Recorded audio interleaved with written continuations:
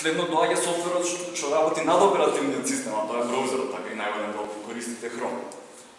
Chrome е добра мерка, да речеме, отворен, иако делот тие плагини што ги користи Chrome се проприетари, односно не се слободен софтвер и не знаеме што прават, така да можат да ги прават истите работи кои што да не знаеме што прават. Па зависи кој екстензија ќе ги додадеме само, можда екстензијата ќе биде компрометирана, можда автоматски Chrome ќе сигне нешто и ќе го инсталира и ние нема да знаеме за тоа, затоа што така се апдейтува Chrome, едноставно му веруваш дека све кога он сака може што сака да сигне од интернет и да ти го инсталира на компјутер, така работа. Ово од прилика да речеме дека накратко ја финализира сликата за тоа што е тоа овој уред што го имаме пред нас. Значи софтвер, хардвер, оперативен систем, све тоа едно врз друго. Тој освен такви намерни да речам компрометирање на целиот тој стек што го користиме, може да се случи во интеракцијата меѓу два слоја да има некоја грешка, нешто непредвидено, да има некој баг кој што ќе му овозможи да напаѓаш нешто да го искористи пропустот и да ги земе податоците што сме мислеле дека се конфиденшни, така. Значи, крајно несигурни компјутери користиме и едноставно обичниот човек и по теорија тој што технички упатен нема начин да ги провери. Значи, кога ќе осватиш тоа е страшно. Користиш некој девајс, едноставно и веруваш на многу корпорации, на многу луѓе дека не сгреши, дека не направиле нешто намерно лошо и така. И тоа е факт. Сега во времето на интернетот имаме милиарди такви уреди кои што преку милиони други уреди комуницираат и си праќаат сигнали и ги праќаат твоите податоци. Така. Значи имаш тука еден компјутер, има тука па овие се сите поврзани во мрежа, па нашиот рутер, односно мојот компјутер во случајот е поврзан со со интернет провајдерот, па тој со преку цел океан иде преку некоја инфраструктура и така натаму. И ние на сите тие уреди што се интермедијат на некој начин им веруваме. Што и, као да речам, таа мрежа на доверба е онака страшна. Ствар со која што не можеш да се носиш едноставно. И така функционира. И затоа кога некој ќе да праша колку е десно или е тешко да знаеш дали си компрометиран или не и дали да прислушкуваат или не, одговорот едноставно е не знам. И поред моето искрено мислење, ако некој реши да те таргетира и да те прислушкува, во моментов нема начин да го спречиш со сигурност. Значи можеш да се осеќаш сигурен, ама ако некој реши да те прислушкува, едноставно нема да успееш да се заштитиш. Од друга страна, за да се заштитиш од mass surveillance, како што е случајот со NSA и такво прибирање на податоци, има подобри механизми и работи кои што може да ги направиш. Ама и тоа не е. За mass surveillance да речеме дека можеш без многу напор да се заштитиш, а ако те таргетира некој дека верувам дека не можеш. И сега доаѓаме до интересниот дел. Заборив уствари дека во цела оваа приказка на технологија постојат и луѓе кои што генерално се кретени, нели, кои што сме запознаени, кои све да функционира перфектно од технологијата, да имаш огромен пасворд кој што никој не го знае, имаш енкрипција и чуда и све. Може да е другар ти да види како го куцаш и да го каже некому и да бидеш след. Може да има некој непознат што ќе направи тоа, може да бидат криминалци кои што ќе ти направат упад во системот, може да биде тоа полицаец кој што наспроти твојата сјајна енкрипција од 40 милиарди битови ќе дојде и ќе ти каже, окей, ќе те мавам 3 пати по глава со пендрак и ќе ти каже кој е пасвордот на дискот и ти ќе му го кажеш. Или пошто закон пишува дека може да го направи. И нели Груевски, Обама и као може да иде на нагоре таа хиерархија и авторитет. Така да целиот систем е хаос и главната поента од ова, да го цитирам Дамјан, е дека све е џабе. Мислам тоа е факт. Сега интересниот дел од оваа презентација е дека кој што кажа Новица на почетокот од денешниот настан, рутерот што го постави таму, односно компјутерот мој, прибираше податоци за време од саат време, тоа беше како некој експеримент, за да видам што сме може во рок од 1 саат да се прибере на ваков настан кој што ќе има 30 на луѓе. Вие дојдовте тука, имаше интернет без пасворд, што и не е така битно, можеше да има и пасворд. И си се закачивте на него, си сурфавте и свето. Дел од вас ја сватија пораката на почеток и рекоа, окей, ова нешто сумниво и си сурфаа на мобилен. Затоа немаше као 30 уреди, него имаше да речем 15-тина, ама се 15 луѓе од вас си го користе интернет и као без никаков сомнеш. Или како? Што кажав за порано. Да. Кажа новица сукту, мама таман. Може да се завежате, не знам. Побеста да истеја. Да, нешто. И сега ќе пробам да ви презентирам на кратко што успеав јас со мојата обична опрема, која што не кошта $500,000, него кошта $20 и компјутерот мој, што успеав да приберам и дали тие податоци ќе ви значат нешто и дали мислите дека е језиво. За почеток само дали ако некој го виде мачево да сурфаше, не го виде? Да, ти го виде, окей, ама дали има некој доброводеч, сака се закача на интернетот и ќе сака да отвори тај мрка, тоа ќе видите. Ама мора да биде закачан на интернет. Ама морам да го демонстрирам.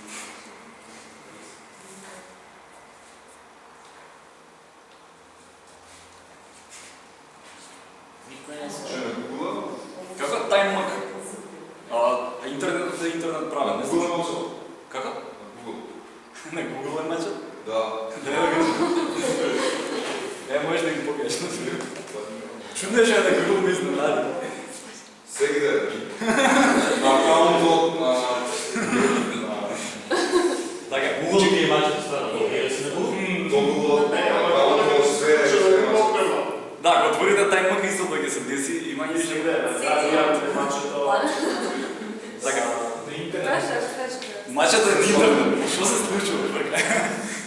Значи, делот овој експеримент беше секој собраќај кој што проаѓа низ мојот компјутер да препознавам дали е слика од тоа што сурфати, секоја слика да заменам со сликата од мачот. И кога што гледам, ми успеа тоа, без проблем. Само да кажам некои податоци пред да ги пропуштам. Имаше 13 IP адреси кои што беа следени во момент, во тој период од 1 сат, собрав околу 8 мегабајти лог, кој што содржаше генерално мета податоци за тоа што сте посетували и света. Значи, IP адресата, кој вебсайт сте пробали да го отворите и света. Преку HTTP, значи HTTP сообраќа, ги следевме баш на основните информации, значи од која IP адреса пристапува некој и на кој сервер пробува да се закачи.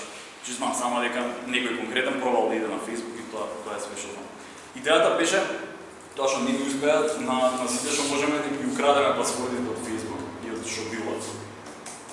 И хипотезата беше дека ќе ви се појави оној екран кај што ќе ви каже црвен екран, немој она Chrome што го дава и вие ќе кликнете таму accept и ќе продолжите да се сурфате. Не знаеме дали ќе се десеше тоа или не. Ама сеедно, браузерите се доволно добри за да не ни дозволат волку ефтино да пројдеме и да ги испокрадеме пасвордите. Така да еве тоа не ни успеа, може да кажем. Од тоа што ни успеа, еве ќе ви дам пример, значи од тие 13 адреси што ги следевме, направивме анализа на тоа секоја поединечна IP адреса на кој домен се закачува и колку пати. Значи еве овде имаме некој човек, можда од вас, можда не, за кој што гледаме дека во тој период од саат време од првото предавање 78 пати пристапил до Вест, 43 до Вечер, на Википедија одел, Алфа, не знам што. Прва ствар што ми текна кога го видов овој лог, онака, тоа е како да речам, wild guess и предпоставка и шпекулација, дека некој од ВМРО може портали кои што ги отбрал се онака како провладени, фалангаком, исто така бизнес. Значи, више можам да добијам некаква слика за тој човек. Не мора да значи дека ги отвара, пошто верува во агендата, може да сака да прочиташ, нели као... Ова е мојот телефон. Да, кај некој се препознае ствар. Си однова да тирста. Чекай, беше не ми е јасно. Значи, поентата ми е со ова дека базирано само на тие мета податоци кои што ги собираат луѓето, ја веќе имам некаков увид за само саат време, од прилика тој човек што сурфа. Сега иде тоа понатаму. Значи не е волку генерално тоа што го прибра. овој човек после тоа во логовите малце продлавачев и видов дека пристапил на ова конкретно URL, значи на оваа адреса. Значи тој човек не само што знам дека бил на вечер, туку ја отворил оваа статија за економија, не знам што за фиксиран оператор. Сега може не е избрана претерано добро оваа конкретна статија, но замислете дека е некој што отишол на Фемина и барал не знам што за сида и не знам за полови болести и после тоа отишол и барал на некој форум и постирал така. Значи имам увид точно во кое време што отворил така, без он ништо да знае, он си сурфа на интернет. И не само што имам увид во ова е јавен податок, така не е кој знае колку компрометирачки. Ама, ако оставил на страницата некаков коментар, и него го имам фатено и знам што искоментирал. И не само тоа што знам што искоментирал, туку исто како што ја сменив сликата со слика од мачиња, можев да сменам коментарот и он да постира нешто што ја ќе изберам да постира, така. И плюс не само тоа, туку можев самата содржина на статијата што ја читал да ја заменам, односно на местата кај што пише дека Груевски е супер, напишам дека е Груевски криминалец, така. И он во тоа нема да се посомнева, ќе прочита статијата и завршена приказ. И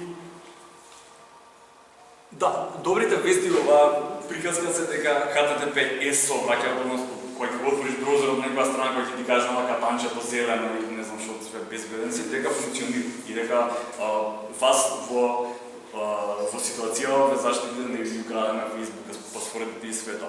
Ама HTTP сајтовите како што се, а тоа е протоколот кој што го користат скоро сите македонски портали и не знам што, не е безбеден, не е безбеден. И јас со мојата обична опрема ја направив оваа анализа како за садржина.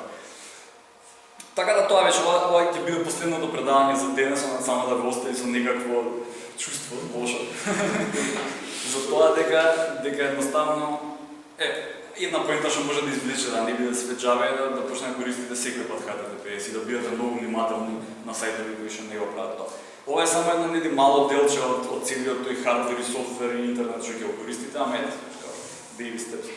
И да, мислам, единен начин да се контрира на ова е со едукација и со читање и со информирање. Тешко е, напорно е, досадно е, ама тоа е, мислам, единиот начин како да се заштитите ако сакате. И тоа е да негде мојот одговор на тоа дали е лесно или не. Да, лесно е да се следат комуникации, ама ако бидете малце внимателни, ќе биде значајно потешко за обичниот човек. Тоа, ако имате прашање, слово. Зашто го како мач? Да, немам добар одговор. Прво беше на Google мисловиците, како така, стај го опит. Едно прашање, дали се мога предвид дека не нарушуваш приватноста? Да. Знаете дека тоа не е законски? Да.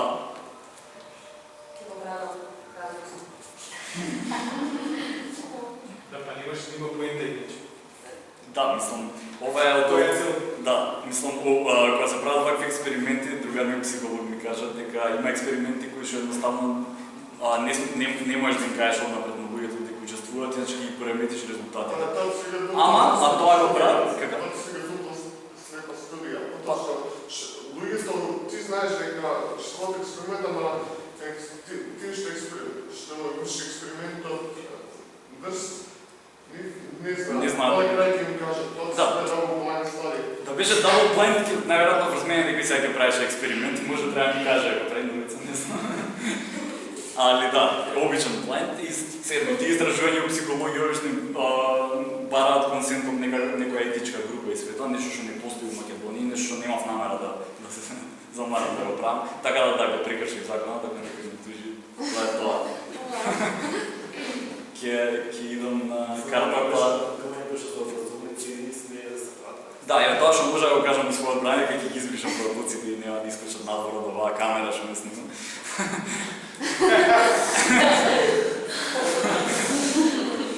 И Како? Не, да, не може. Така, не знам, некој друго прашање ако има. Што е со HTTPS и прибори? Колку сме, да речеме, заштитени ако ги користиме таа екстензија, што има некои сајтови кај што поддршката е половична, значи не се целосно имплементирани правила за интегрирање на сообраќајот, што е како се пренасочува од тие HTTPS верзии од страниците. И дали има која е ефикасноста на екстензијата, како веќе е користи? Да, прашањето е HTTPS колку е ефективна. HTTPS иначе е екстензија која што се додава во браузерот и секој пат кога ќе пробате да пристапите на HTTP страна, ако има верзија HTTPS ќе ве редиректира таму, нешто што не се случува автоматски. И за сајтовите кои што ги поддржуваат двете верзии, тоа е супер. Има сајтови кои што половично ги поддржуваат како што вика Гоце, односно кога ќе отидеш на HTTPS верзијата ќе биде скршен сајтот и ќе си се вратиш на другата. Затоа што не функционален, има некои кои што едноставно немаат HTTPS верзија, затоа што еве овие портали сметаат дека па тоа е јавна информација и нема зашто ние да ги заштитиме корисници. Ова е на пример проблем кој што ние во Македонија може да пробаме да го решаваме со притисок преку да им направиме притисок као еве искористете го видеото и експериментот и свете и кажат еве што се деси, значи не ќеме да не шпионираат, сакаме да имаме HTTPS верзија која што ќе може да чита. И така, мислам, кога почнав малце да се интересирам за безбедност и приватност, сватив дека е толку широко полето што онака стварно се осеќаш за нигде. Нешто кога да пробаш со политика се бавиш во Македонија, само пуша по-глобално и по-комплицирано. И така, ама малце по малце треба да се информираме и да организираме воркшопи и вакви настани, да бидат луѓето свесни што може, што не може и така. Кога сакате, ако сакате поише на тема да дискутираме, може да дојдете до Хакор, не знам, некој од нас да изконтактирате на ИРЦ, на мејл, ги имаме тие податоци јавно, дојдете и така. Уште едно прашање. Те пластичните примери. Че има милион сајтови македонски што се WordPress, што се базирани на WordPress. И сега, администраторскиот дел на WordPress дозволува да се користи HTTPS при логирање. Но што се случува кога не се користи HTTPS при логирање и дали ако ти го снифаш со брајкерот што јас го значи при најава на некоја локална мрежа која што е не знам каква, незаштитена или некој снифа на таа мрежа, дали ти можеш да ја пратиш лозинката доколку не користи на HTTPS или не ја. Да, можем. Тоа што пропуштив да го кажам нормално, пошто не си го запишав.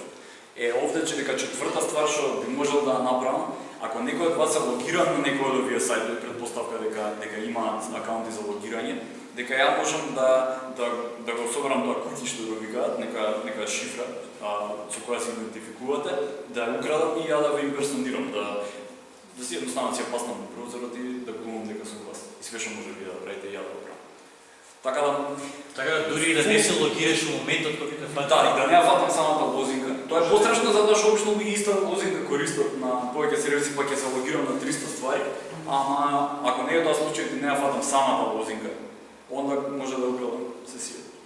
Ама ако све оди преку HTTPS, многу стана потешко.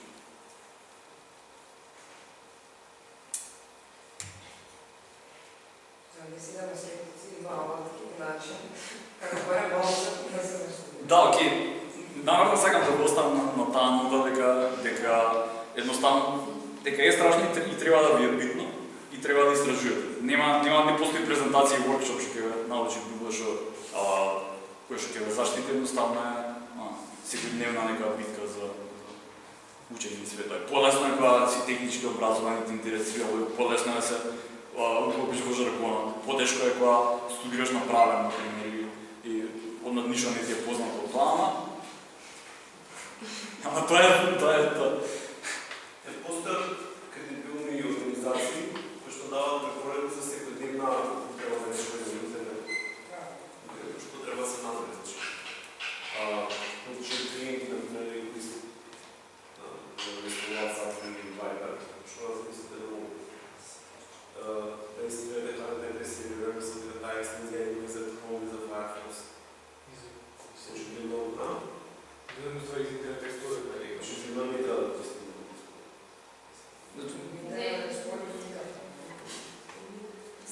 Може да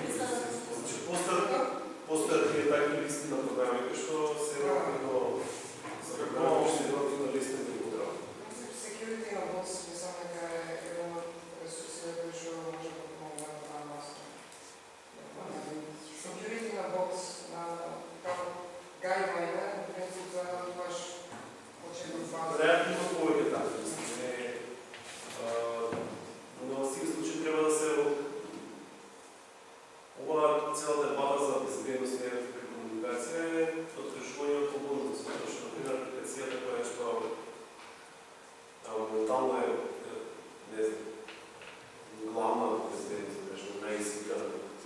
Се вика текст и крипграфите на iPhone и на Android, но нема стикерс. Не знам дека се луѓе сакаат на Viber да се прават стикерс и такви глупости. И оваа апликација го нема тоа, затоа што не има целта веројатно да прават. Така прават, не го прават да биде безбедно и сега ако стават да се ваѓаат стикерс. Това е слабо начин, защото да стикерите не биде опасно. Не се опасни него. Zato što прават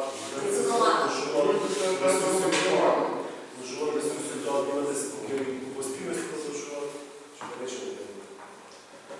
Сега за да не знам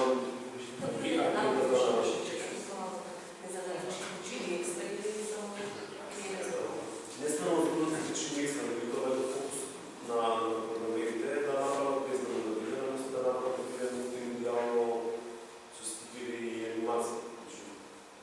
Тоа се на програмерски часови кои што ми трябва да платят ничко, да ги платят за стикери, да ги платят за безбедност. Така што тоа се некои работи кои што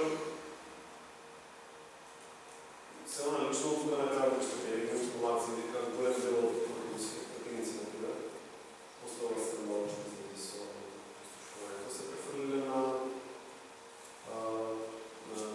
Telegram, што е одредно исто така, се се непродено поведение на апликација. Значи, аудио шоп. Например, што примери, на Telegram. Telegram се вика апликација. Да. Има луѓе кои што се например кои што имаат например картиници во контакт листа кои што се јавуваат за медиумски информации, они кажуваат дека дадена стена кредити се појавуваат се во Telegram, кредити се појавуваат во Viber. Така што се зависи од тоа што колку сакате да може друго да дадете за Когато мило държиме на мисла изгледа, што чувам целата мисла програмата што беше на американците исто, дека чиме на Google, Facebook, AOL, Skype, сите имаат сработувано со подадено. Значи морале да безбеден пристап до... Не можеме да знаем. Па имаше големи документи во основен, случаите во рамките 2008-2010, секоја една година се учествували од тоа. И сега тоа нема шанса да се дозна. Само да кажем, да, немаш ти да дознаш, освен ако некој ти каже, брат, читам него. Секоја друга информација нема